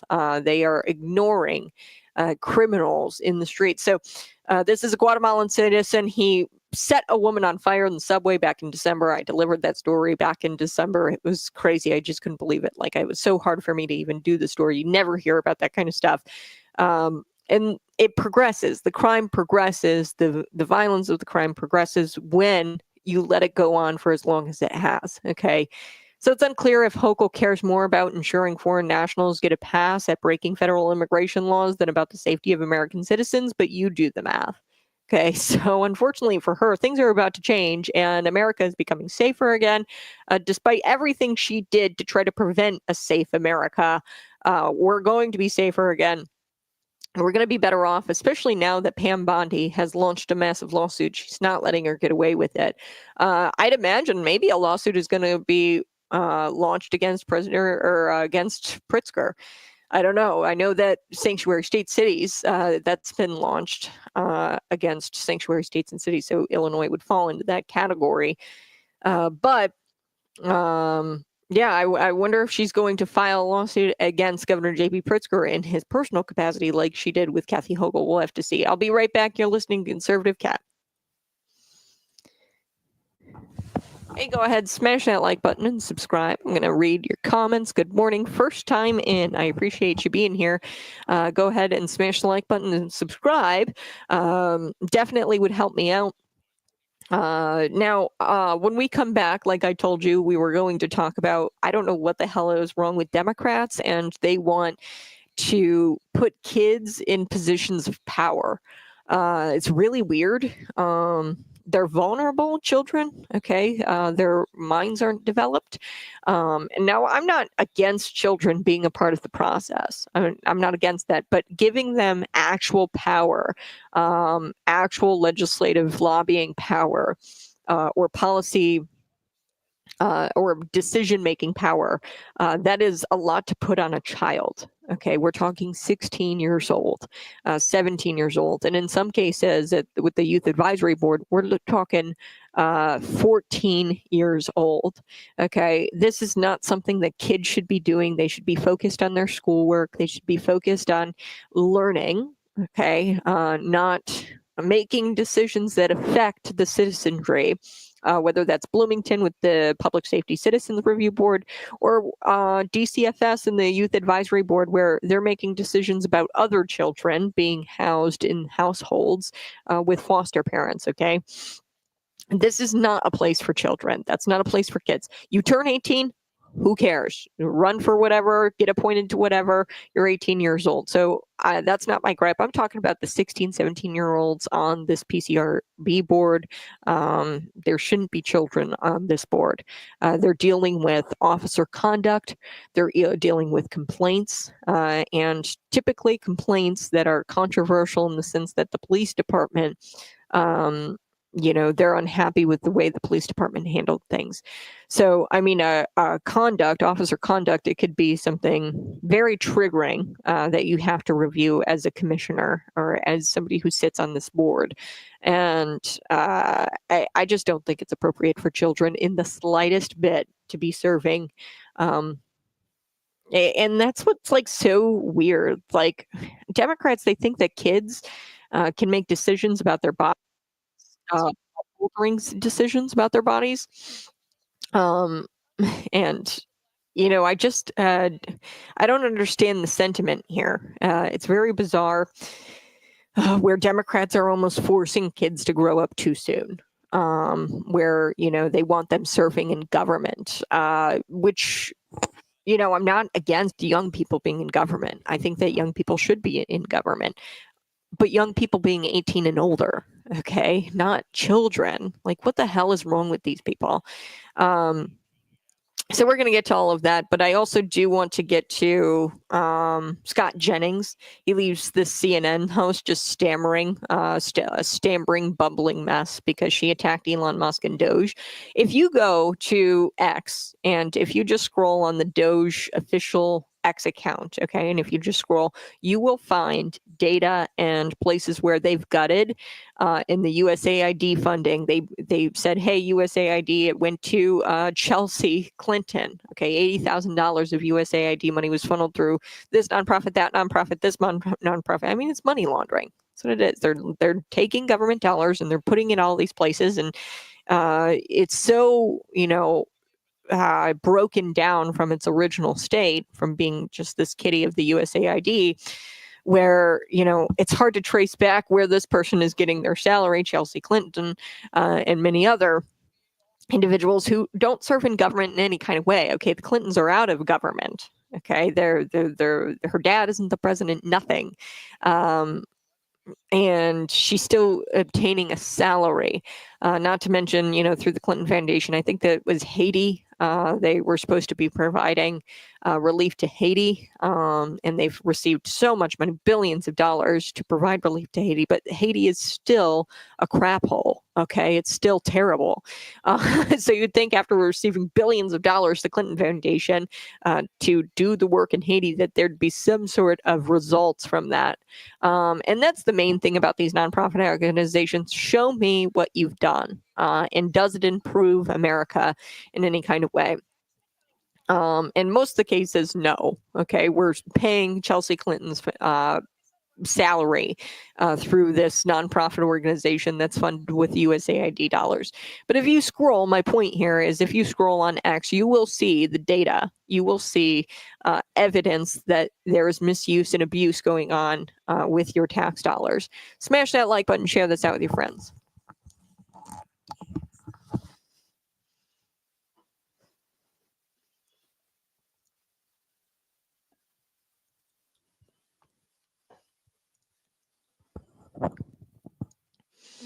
Woohoo! Good morning. Hey, you're listening to Conservative Cat on Cities 92.9, the news and talk of Bloomington Normal. You know, I love the BLN news site. Check it out, blnnews.com. They have a story up and it's headline, See What Governing by Feelings Looks Like, Bloomington City Council. Now, I want to dig into this because this is so weird. Democrats want children to be in positions of power. And they're trying to get kids to grow up faster than they should be growing up. Okay. Whether that's, you know, oh, little Timmy, you know, you might not be able to get a tattoo or buy alcohol, but you definitely can decide if you want to chop your wee-wee off. Okay. So you can definitely decide that. And you have the decision-making power to make a life-altering decision in that it's permanent hormone replacement therapies, right? Actually, I saw this video. Shout out to Mr. Weber. He had shared it, and it was ISU students, and they were screaming on campus, HRT, HRT, over the counter and for free. HRT being hormone replacement theory. I just think it's absolutely wild that they want us to pay via our tax dollars for their hormone replacements. It's insane. But my point is with this story, they want kids in positions of power, which is really weird. They're very vulnerable, especially at ages 14, 15, 16, 17. 18 and on, I don't care. You can serve as a councilman. If you're an adult, you're an adult. Okay. If you're legally an adult, you're an adult. You can do whatever you want. But they have on this board now, the Public Safety Citizens Review Board. It is a board where people can submit their complaints and concerns about the police department or officer conduct.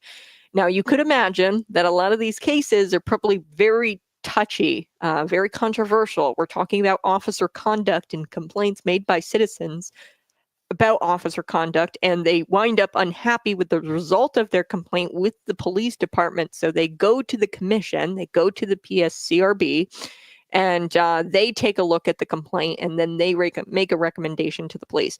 This is very important stuff, and I'm not against it. I really like the PSCRB board. I think that this is a great thing for the community. It is independent of the police department.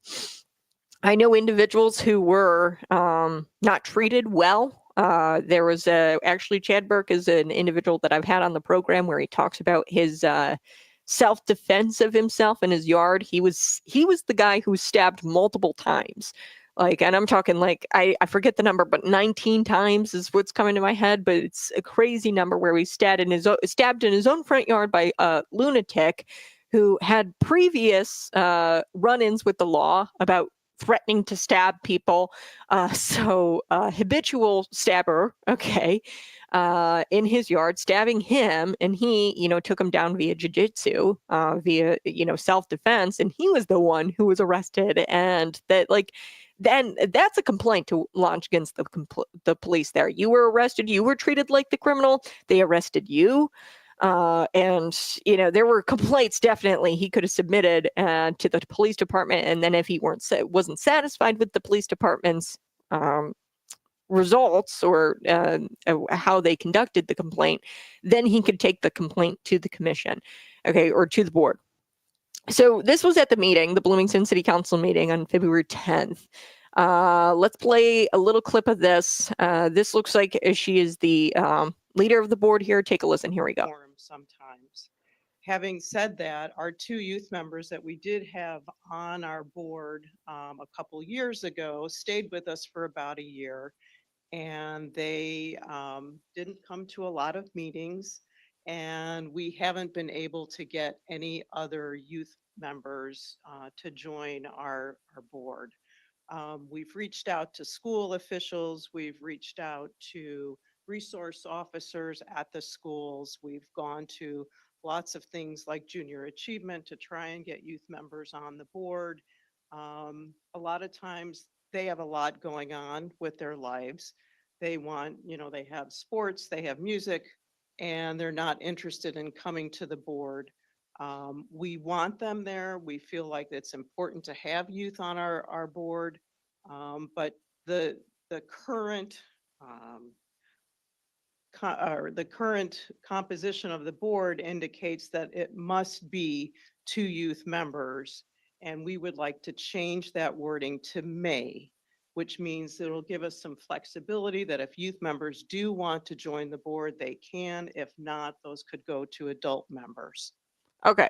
So about a few years ago, Molly Ward, she's a Bloomington City Council member, folks. She wanted 2 seats, and they changed this language. There must be 2 seats that are filled by 16 to 21-year-olds. Okay. Now that's according to BLN News.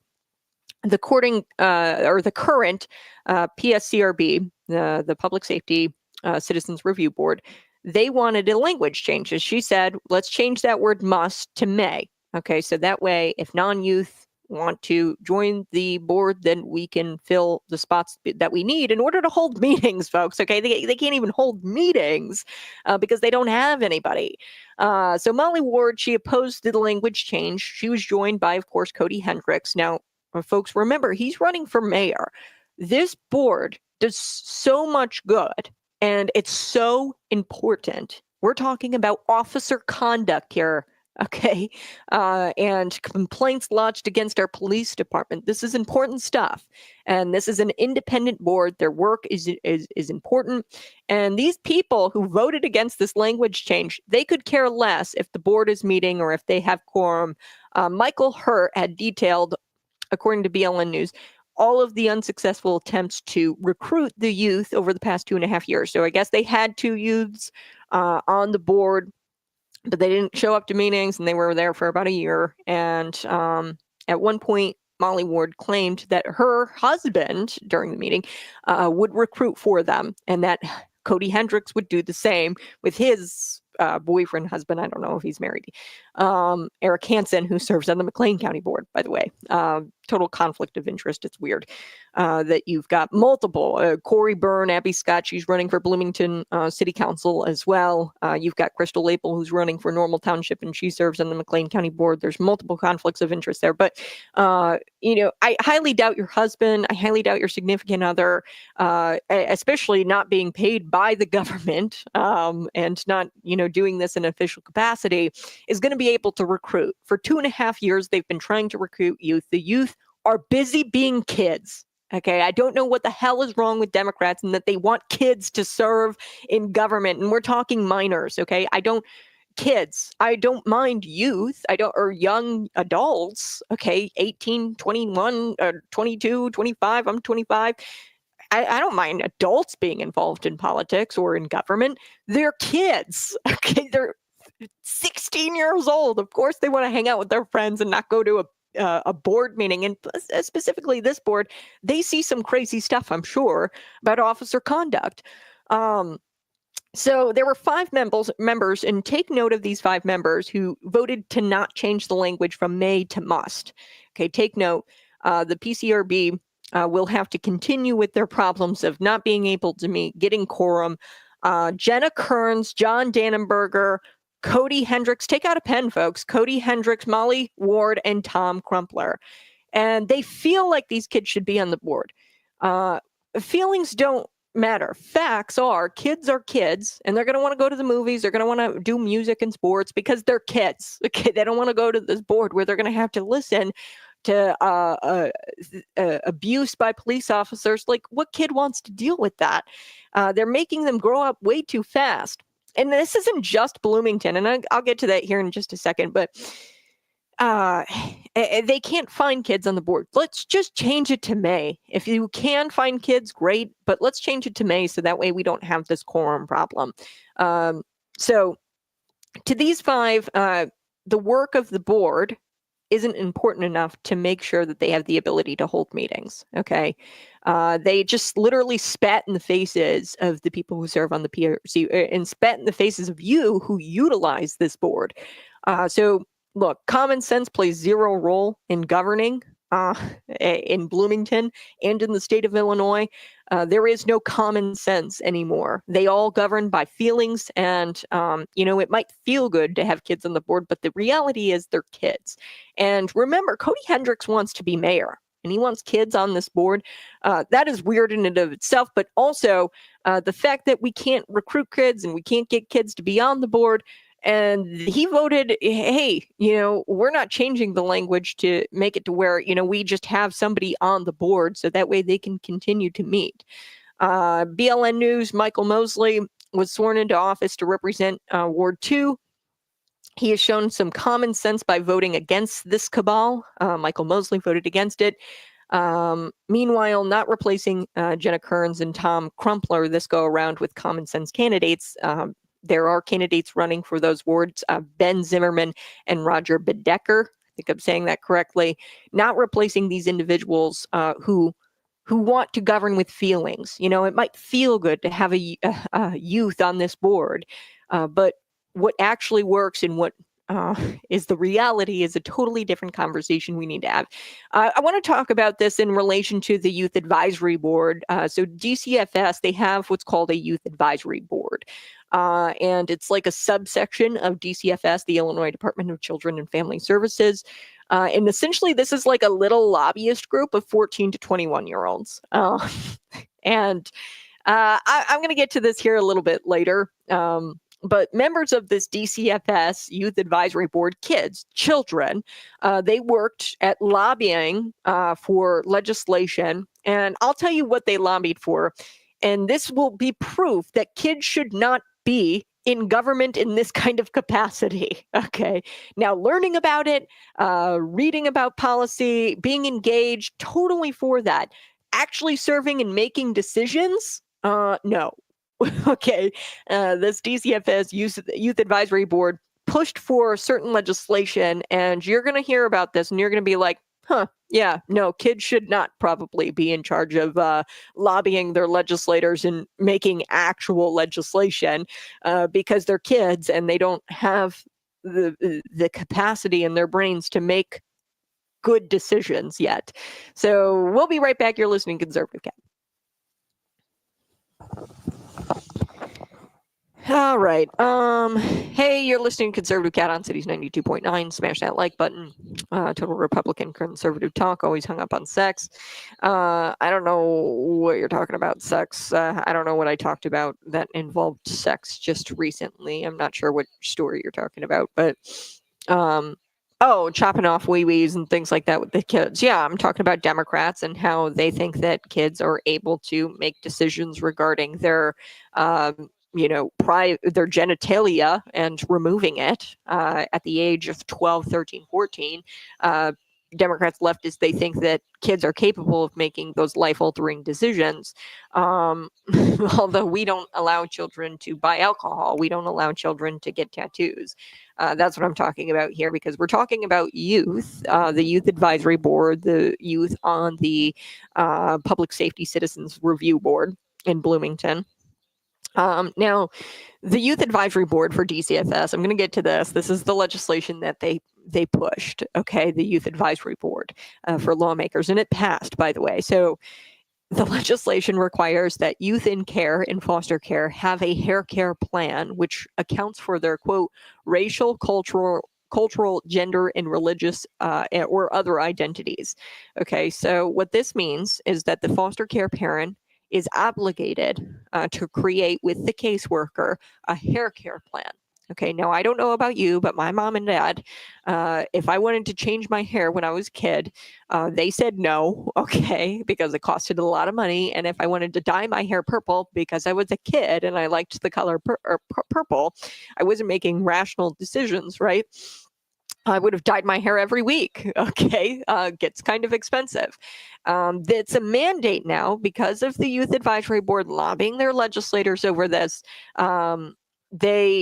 and having a say in this kind of legislation, and the lawmakers hearing out children over this legislation, which is so wacko to me.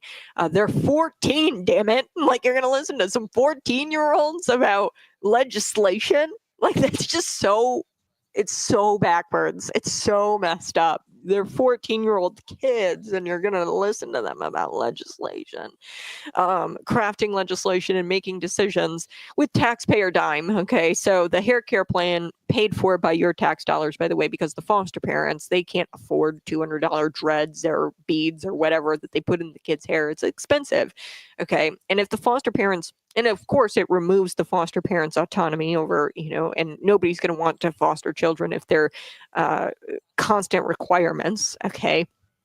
Now, I'm not saying, we can't have parameters within the DCFS system for foster parents. They should be, good foster parents. But hair care plan, come on. Where does it end? Like, the foster parents are going to be required to do eyebrows, go get their eyebrows waxed. I mean, where does this end? Okay. Point is, that's the type of legislation youth create. A hair care plan, okay, paid for via the taxpayer dime. They don't understand at that age, 14, 15, 16, they don't understand at that age, the sentiment or the old adage of care more about what's in your head than what's on it. Okay, this is, of course, teaching children, if the foster parents, listen to the demands of the child for the hair care plan. This is teaching children that, it doesn't really matter. Like, your self-worth is all based on external factors like your hair, your clothes, and your shoes, right? And none of that really matters at the end of the day. The old adage, we care more about what's in your head than what's on it. We should be, maybe, I don't know, creating a program. And if this legislation wasn't drafted by youth, most likely the adults in the room would say, hey, what's the most important thing for kids? Maybe we should get a tutor plan instead of a hair care plan, a tutor plan for foster kids or kids in care of foster parents. But that wasn't the case. Why? Because 14-year-olds were in charge of this legislation, pushed by, the Youth Advisory Board for DCFS, which is crazy to me. You've got kids running a subsection of DCFS and making decisions regarding children in foster care system. Like, you have, it's so backwards. Like, can you believe that this is happening? We're going to come back. We're also going to be talking about CNN.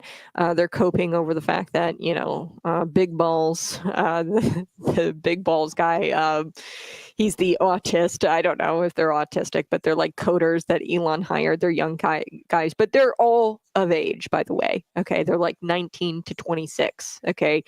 So there's a big difference between 16 and 19. Okay. Big difference. Why? They're legal adults. Okay. It's not like Elon has hired children. Okay. They're young, but they're adults. Okay. They're not 16 or 17 or 14. Okay. So they're big mad about this guy who had a pseudonym about Big Balls or whatever, and they're seething over Hairy Balls. These people have no humor. Hairy Balls, Elon changed his Twitter name to Hairy Balls, and I think it's kind of funny. Elon Musk is doing what we, the people, elected Donald Trump to appoint him to do, which is to gut the government and figure out where the misuse and the abuses of taxpayer funds.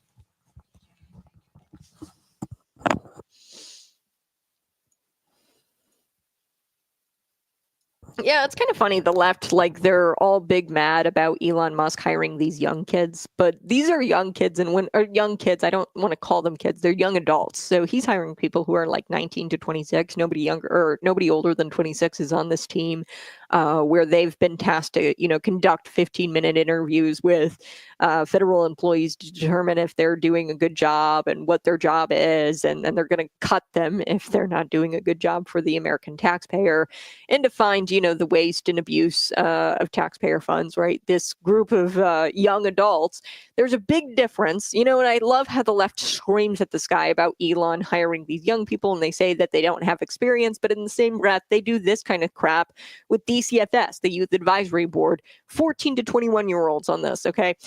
So 14, 15, 16, and 17, I have no issue with somebody 18 and older serving in government in some kind of way. Absolutely none. I have an issue with the Public Safety Citizens Review Board, there being 16 and 17-year-olds included in this, or that's just, it's not right. Okay, they're kids. They're not going to show up to the board meetings, as we have seen for the 2.5 years. They haven't been able to recruit kids because they're busy being kids. Okay. So I want to talk about the Youth Advisory Board as it relates to, this is something in Illinois. People don't know this, but there is a subsection within DCFS that has this Youth Advisory Board, and the Youth Advisory Board is essentially a lobbying group on behalf of DCFS to pass legislation. They recently passed legislation, and these kids, okay, they worked with lawmakers to make this recommendation into the legislation that they passed. It's called a hair care plan. Okay, this would require that every youth in the care of a foster parent have a hair care plan, which accounts for their racial, cultural, gender, religious, or other identities, unless the child indicates that they don't need a hair care plan. So if the child dictates that they need, dreads and like beads, or if they need like their eyebrows waxed, and this stuff gets expensive, folks, and we're requiring this of our foster parents who are not going to be eating the cost because you're eating the cost. Okay, the foster parents don't have to pay for this out of pocket. From what I understand, it's the taxpayers who kind of pick up this cost. So there's a cost related to this. Okay, hair care is not cheap. Okay, I go to the hairdresser and it's like $100 a pop, sometimes more. Okay, I got long hair, and it's expensive. So the kids, they recommended this. Now they don't have their frontal cortex completely developed. I guess I don't know what part of the brain isn't developed by then, but clearly they don't have the adult mindset that, hey, your external factors like your hair, your shoes, your clothes, it doesn't really matter at the end of the day. It matters what's in your head than what's on it. Okay. It's interesting. The 14-year-olds didn't come up with a tutor plan. Okay, a tutor plan, rather, they came up with a hair care plan. I know when I was a kid, I wanted to dye my hair purple, orange, pink. Every other week, I would have had a different color. Thank God I had parents who said, no, that's ridiculous and expensive. There's no way we're doing that. Okay, but in this case, it's mandated on the foster parents to abide what the child says. And what these children have said of the Youth Advisory Board, they've passed this legislation, worked with lawmakers to pass this legislation. It's just crazy. So when you give the kids the reins, they're not going to implement like common sense policy. Okay, they're going to look at it very differently, and in a way that is not good. Okay, hair care. I mean, come on, that's what we're focused on with the kids in foster care. We should be focused on, let's consider that most kids in Illinois can't read, do math at grade level. Why don't we implement a tutor plan? Oh, yeah, that's right. 14-year-olds decided this legislation was better than the tutor plan, and they would rather a hair care plan. Why? Because they're kids. What kid wants to have a tutor plan? So, yeah, at the end of the day, what the hell is going on with these Democrats where they think we can put kids in positions of power, actual power. This is the work that the PSCRB does is not light work. Okay, this is stuff that can get very controversial very fast. Officer conduct, complaints made by citizens regarding officer conduct, and you want a 16-year-old to review your complaint? I don't think so. And remember these names. Take out a pen. Write it down in green crayon if you have to, okay? Cody Hendricks, John Dannenberger, Jenna Kearns, Molly Ward, Tom Crumpler. These people decided that they didn't care about the work of the PSCRB. They didn't care about it enough to make sure that they were holding meetings and having quorum. All right. I'm going to shift gears. Let's talk about CNN. CNN, they are coping with, and as I said, Elon Musk, he's got kids too, not kids, adults, 19 to 26. There's a big difference between young adults and kids. I'm talking about the 16, 17-year-olds that Bloomington wants on this board. I'm talking about the 14, 15, 16, 17-year-olds on the youth advisory board. I have no problem with 19 to 26-year-olds, okay? So CNN, they're coping with this pseudonym name, Big Balls, some guy who is on Elon Musk's Doge team, and they're tasked with finding the government waste and abuse. He had an online pseudonym called Big Balls.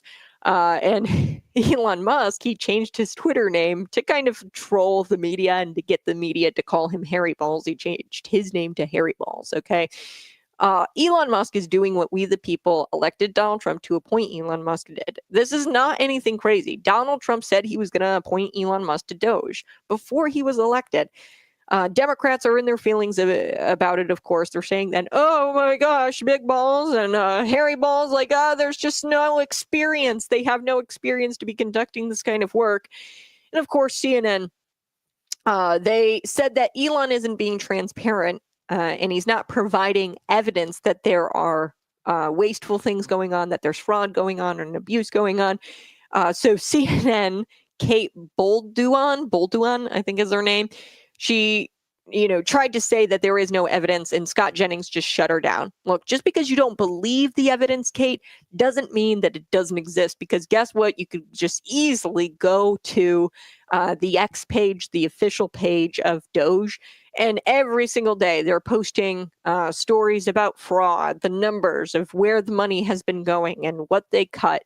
Every single day they're being transparent on their X page and discussing where the fraud and the abuse is.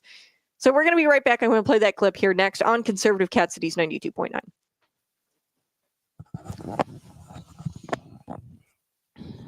Anti-America grievance mafias to steal American money to fund them wild stuff. Yeah. Happy Valentine's Day. I appreciate you being here. Yeah, Valentine's Day. As I said earlier in the show, it's a Christian holiday, actually. Saint Valentine, as most holidays, they're Christian holidays typically. And Saint Valentine is the guy who we should remember today. He was a saint, and he was a Christian priest who was performing marriages despite the decree of Emperor Claudius II during the 3rd century after Christ. And, he had the Holy Spirit on him, Saint Valentine, and what he did while he was in prison, he healed the sight of a blind girl, the daughter of the jailer, healed her sight and wrote her a little note, a farewell note that said, "From your Valentine." And through that, we now have our modern holiday traditions, our Valentine's traditions of writing notes. Smash that like button. We're going to be back in just a little bit.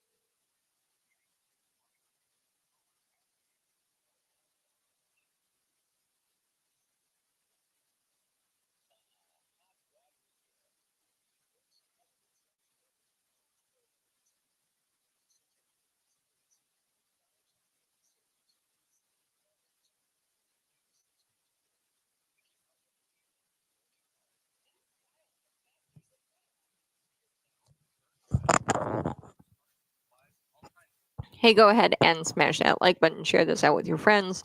We're going to be back talking a little bit about CNN. Yes, CNN, he is providing evidence. He is providing the information. You just don't like the evidence and you don't believe it exists because you don't like Elon Musk. Okay, so Scott Jennings, love Scott Jennings.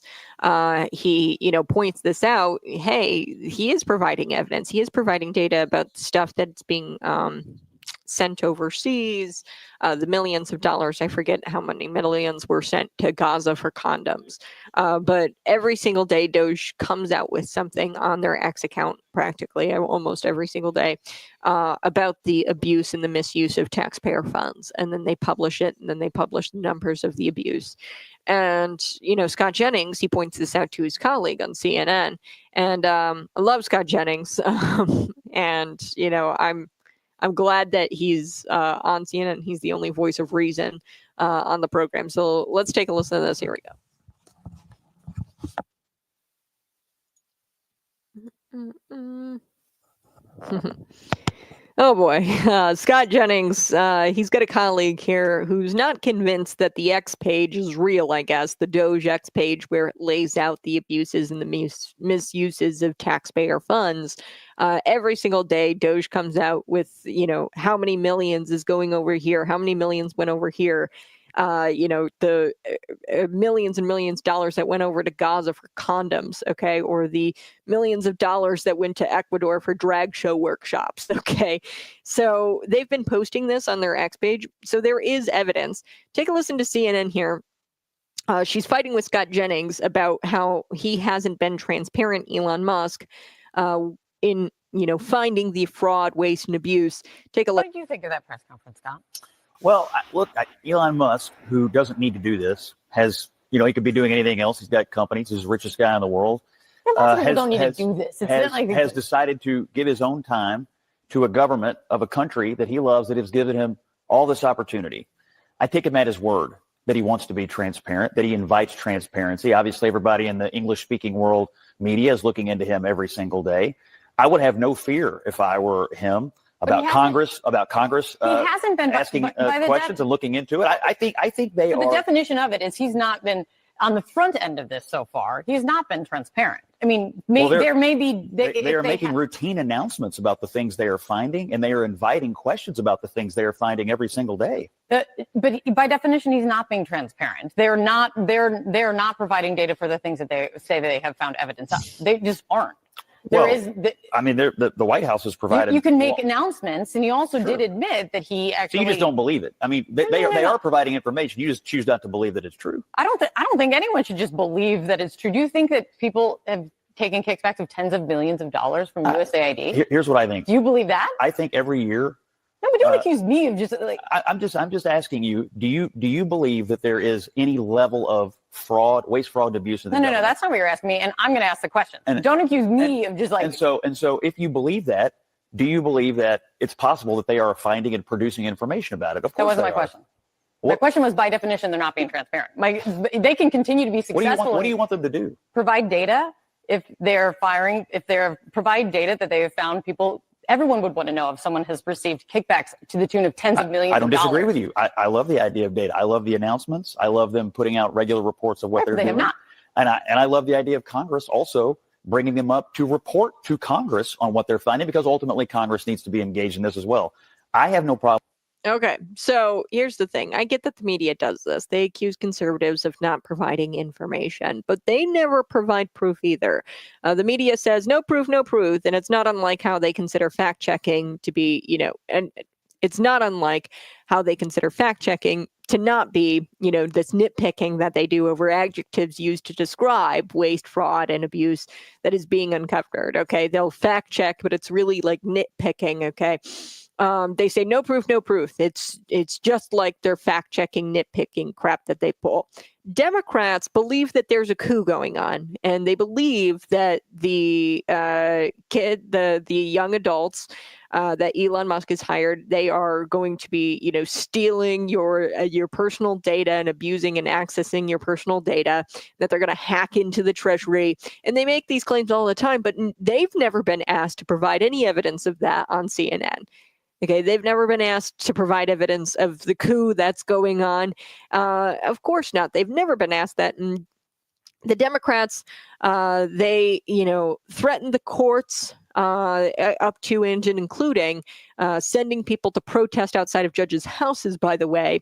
They are never called out for that on the program of CNN.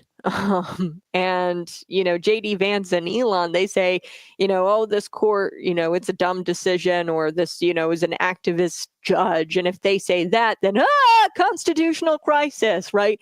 But the Democrats are never called out for, I don't know, sending people outside of judges' houses to protests. So this is just ridiculous. Let's skip all of this, Kate, on CNN, and let's look at the poll. Okay, the American people don't believe in the institution of, or the industry of journalisming anymore. It's the least trusted institution in America, and we know why. It's because of people like you, Kate. All right, you guys have a happy Valentine's Day. I so do appreciate you tuning in each and every single morning. Be sure to find me on YouTube, Facebook, Twitter, and Rumble, and subscribe to the channel. Bye-bye. Be blessed.